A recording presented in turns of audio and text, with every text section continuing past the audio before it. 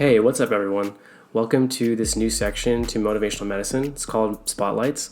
This podcast is meant to shine a light on students here at Western University that have really interesting stories or struggles or even aspects of their lives that I think we all should really know about. The reason I wanted to start this project was to also motivate and maybe humble others by sharing these struggles or accomplishments that these students have. My name's Corey, and I'm a second-year medical student here at Western University. I went to UC Irvine for my undergrad. I worked as an EMT and as an ER tech, which pretty much means I've seen it all. But emergencies, trauma aside, one of my favorite things about working in healthcare was definitely just hearing the stories of other people and learning what defines them or what they bring to the table. That being said, let's just cut to the chase. Welcome to Spotlights. My first guest is Luke Roi. He's a second-year DO student at Western, and some of you may know him as the president of the Lifestyle Medicine Interest Group. Some of you might just know him as your OMMTA. Some of you just might know him as Luke. But the reason I brought Luke on is because he's probably the nicest person I know, and I think anyone that's met him could probably say the same thing. Aside from just being nice, Luke just has this positivity that comes from inside, and something that I personally never had or think I could actually ever have, but it's something that really stood out to me. Also his meditation, which some of you may not really know about. I remember walking into the recital hall before CMR one time and noticing him meditating in like a really loud, noisy room, and that's just something I could never do. But let's find out more. So tell us about yourself, like where you're from, where'd you go to college, who you are, what makes you you. Okay, that's a good question. So I'm from Redding, California, which is a town or city up in Northern California, like north of Sacramento. So that's where I was basically raised from age 7 through high school. Then I went to San Diego State, and during my major, I decided I wanted to be a doctor. So I became really passionate about nutrition and its impact on health, as well as just lifestyle in general. And so I wanted to become a physician and share that message with patients. Ended up deciding I wanted to learn OMM, and so that's why I wanted to go to an osteopathic school. Awesome, man. To be a physician. So and that's kind of where I'm at with that and why I'm here. Yeah. So you said like your desire to become a physician came through like learning about nutrition. And, and you want to incorporate it into like a lifestyle in a way, right? So I mean, you are the president of the Lifestyle Medicine Interest Group. So can you tell us more about that passion of like nutrition and other aspects of modifying your lifestyle?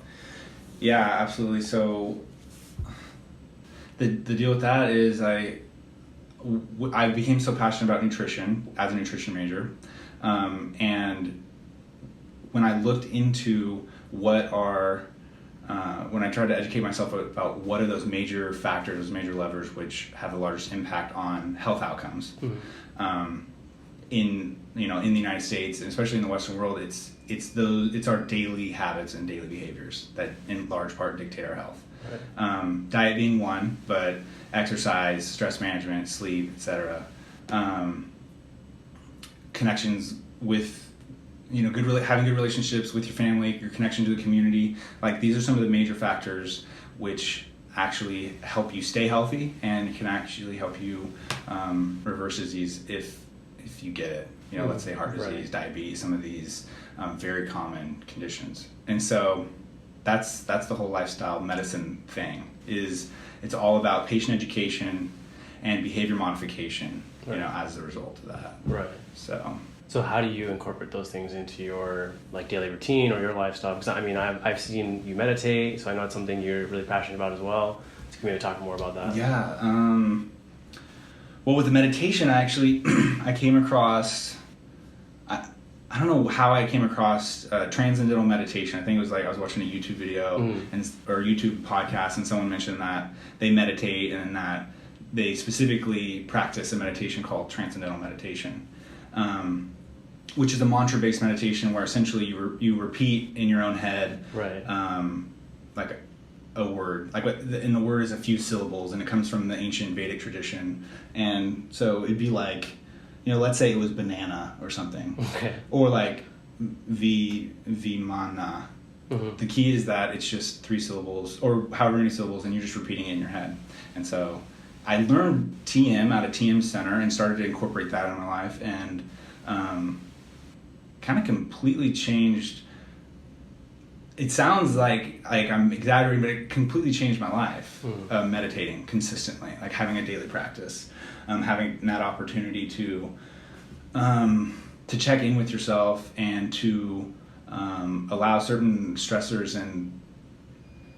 and I guess ideas rise to the surface, and then dealing with them, I think, is the biggest gift that meditation offers. And so transcendental meditation, having a meditation practice, is one of the big things that I do every day that I think is really crucial and helps me kind of keep my head on straight. Yeah.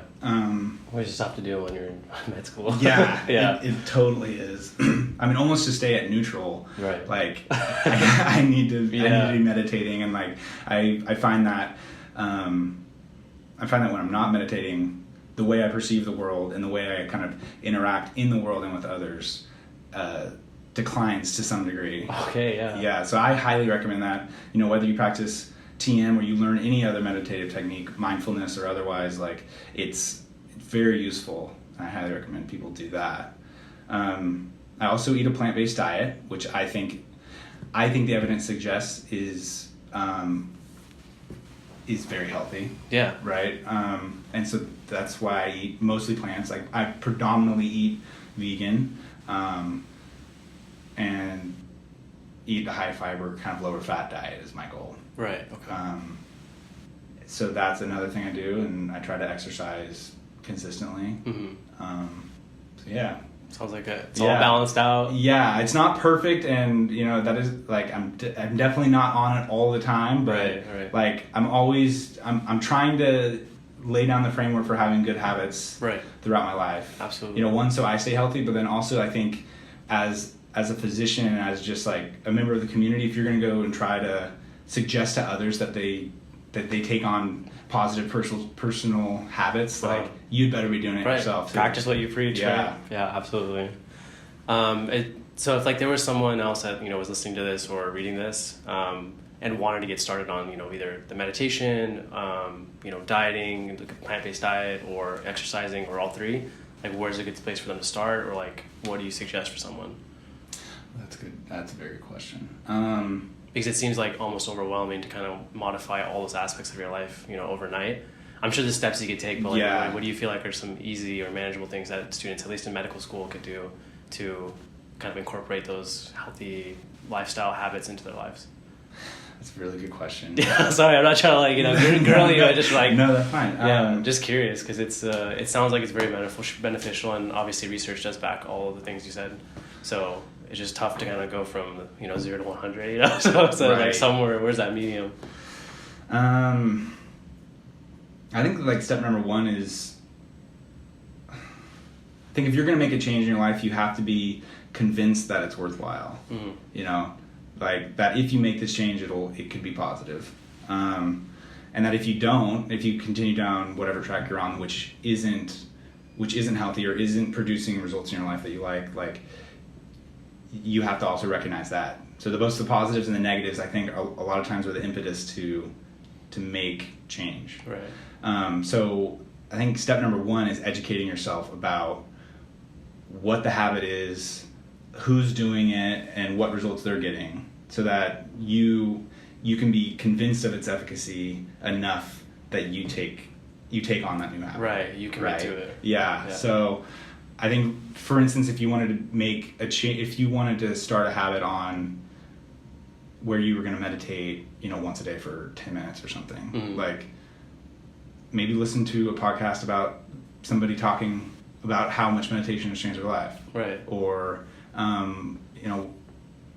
like watch a YouTube video about how to meditate, how to do mindfulness meditation, or how to do a mantra meditation, go to a yoga class, like kind of ask questions, become educated, and then the next important step is to actually sit down and try it. Yeah. And do something. I think the way to make a habit stick is to do something consistently over a course of time, even if that change is small. So like, let's say you were going to try to meditate, maybe, and ultimately you wanted to work towards like 20 minutes a day, twice a day. Maybe start by like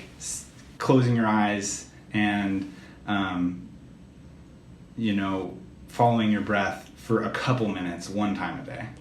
Right? And do that for 30 days. And I think, in my experience, when I start with little habits that I lock in, that I do consistently, you can end up working your way up to a larger habit. And then so when it comes to diet, and let's say your goal was to eat a plant-based diet, but I think even if you were going to take on any dietary pattern, let's say you were going to try to have a paleo diet now, like the key is to maybe eat one meal a day that fits the criteria of whatever dietary pattern you're talking about. So starting small, baby steps, starting small, doing it every day, and then it becomes part of your day.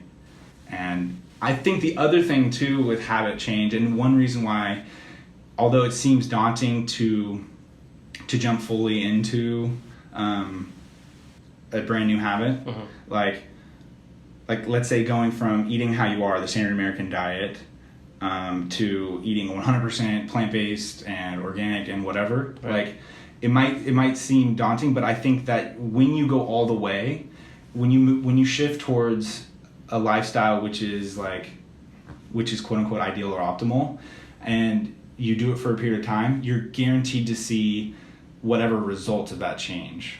As opposed to the danger of taking moderate action is that you get moderate results. And so you're like, oh, that didn't work, when you never actually lived it out. You always kind of put your toe in the water. So by the same token of taking baby steps and then working up to your way bit, they should be substantial. They should be substantial. So that's kind of the dance you have to dance. If you want to see results, ultimately you're gonna have to take massive action. Wow. Yeah. All right. Yeah. So I mean, other thing I want to talk about was every time your name comes up, it's always a very positive light. People always have some good things to say about you, that you're very positive, you always listen. So I was wondering how that makes you feel, and how is that something you are actively trying to do, or is that just how your personality is? That's a good question. I think first and foremost, I've found that you can either have you can either choose to, let me put it this way. The interactions you have with people can either leave them feeling better, leave them feeling neutral, or unfortunately your interactions with people can make them feel like you took something out of them. They can feel worse as a result of their interaction with you. So in my opinion, something I strive to do is I would like that. I like the concept, and the concept that kind of drives me is I want you to feel better about yourself because you had the opportunity to be in my presence. And I think we can give that gift to everybody on a daily basis. So it's one thing, and the other thing too is you can offer that sort of positivity to someone and it impacts them favorably. But I've also found that, and you can almost think of it in a selfish way, but if you give good, you also feel better about yourself as well. And so you kind of, and if more people took on that mindset, you could kind of live in a community of individuals, let's say it was a medical school class. If people took on that mindset, it's then you can just bump off and feed off of each other's magnetic positive presence. So yeah, I like for people to feel good because they're around me. And I think everybody can impart that on others. Absolutely. Just with a simple smile, with actually listening when they're talking, caring about what somebody has to say. I think it's felt on the other side. So yeah, I feel a lot of times people are mainly just listening so that they can respond, versus listening to just understand, Totally. But I mean, in the same vein, you talked about how you're impacting people with positivity. I mean, in a way, you're changing a lot of people, right? So how do you feel the world has changed you? How I feel the world has changed me? As a result of, or just in general, a lot of people talk about wanting to change the world, or leaving an impact on other people, or patients in our regard. But how do you feel the world has changed you? How other people have impacted you? And what are some of those key moments you feel like in your life? Ooh, that's a good question.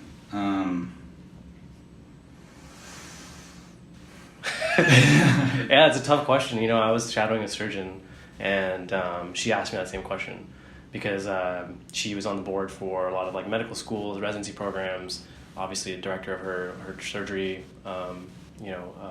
service.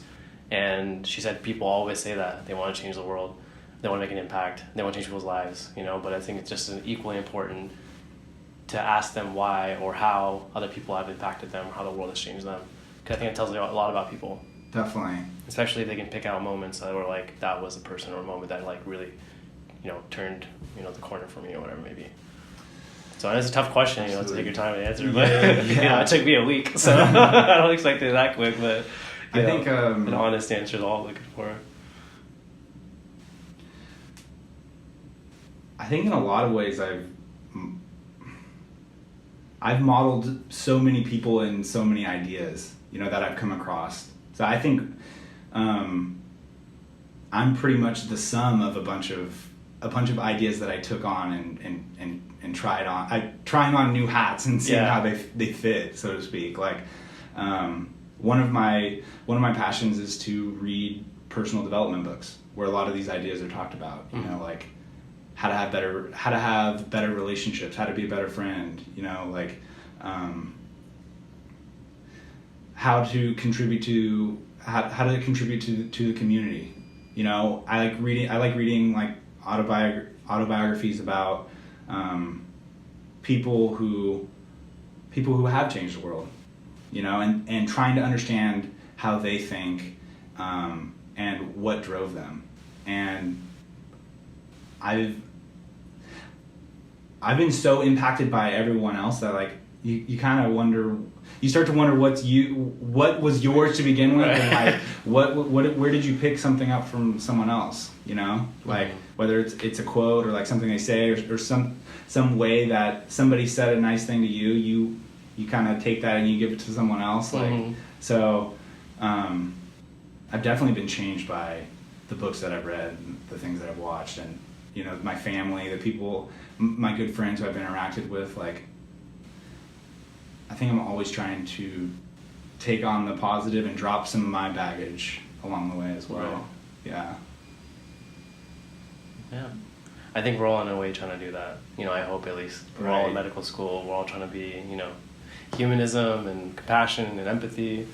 It does take a bit of work to give up a part of yourself, at least the bad parts, because it's easy to be comfortable with who you are. Right. And it's very hard to change, right? I think people want to resist change more than anything else. But, you mentioned books. So I guess another question I have is if you could name, like, this chapter in your life, the title of this chapter of your life, like, what would it be and why? Ooh.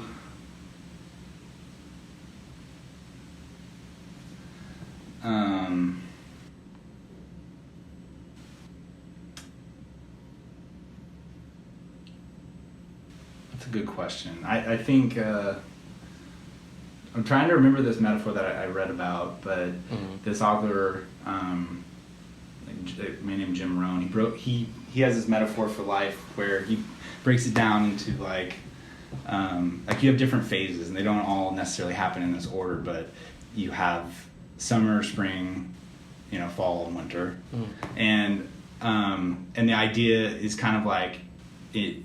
Like you're a farmer in the summer. In the summer, wait, how does it go? Okay.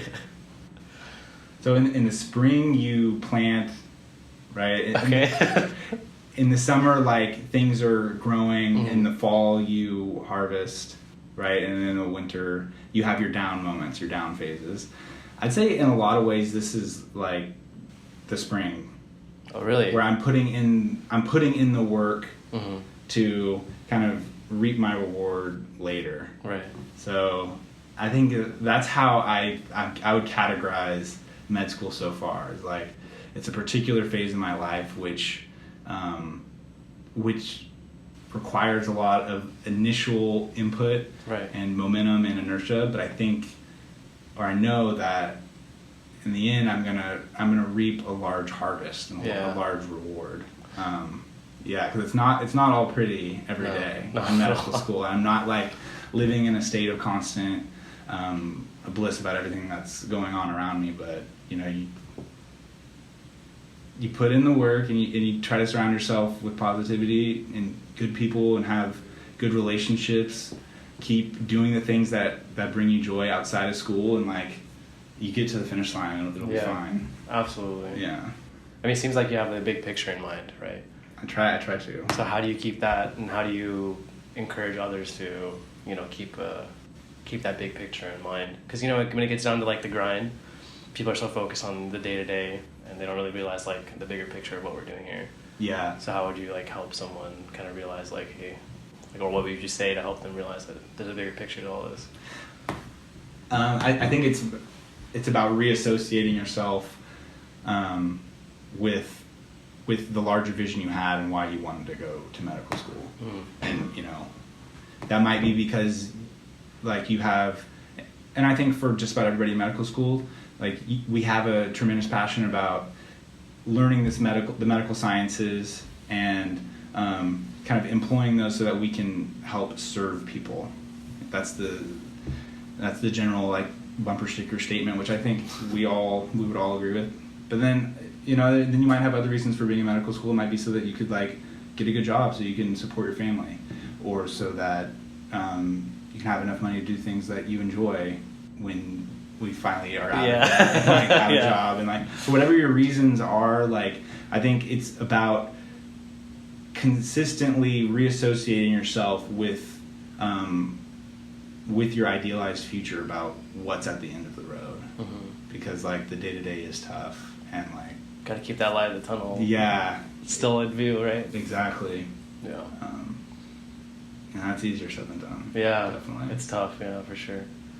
Another thing I was curious, like, you know, we already finished our first year, you know, so is there anything you would tell yourself, like your first year version of yourself, if you can go back in time, you know, because knowing what we know now, going through what we've gone through and what we are going through now, what would you tell yourself?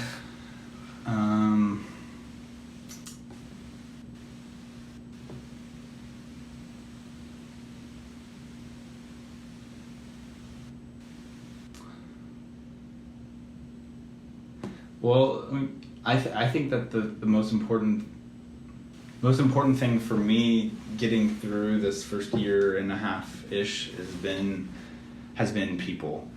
You know, like secluding yourself is not the answer.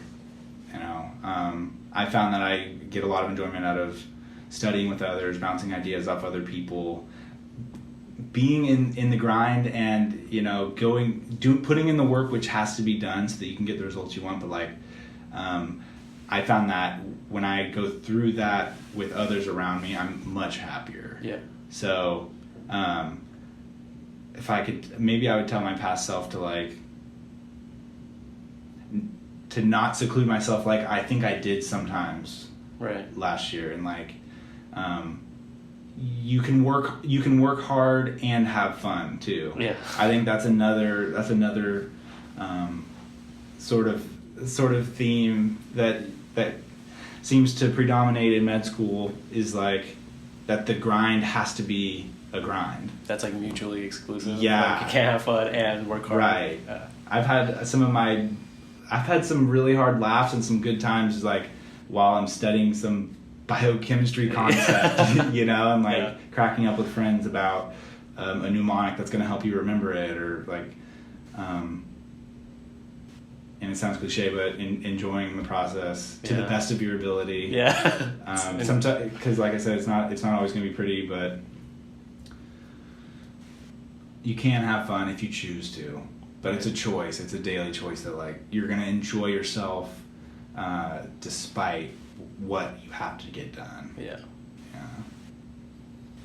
All right, man. Anything else you'd like to share? You can put a plug in. I know you guys have a pretty prestigious, you know, speaker coming for the Lifestyle Medicine Interest Group. I don't know if you want to talk about it. When is it? Who is it? It's this coming Monday, okay.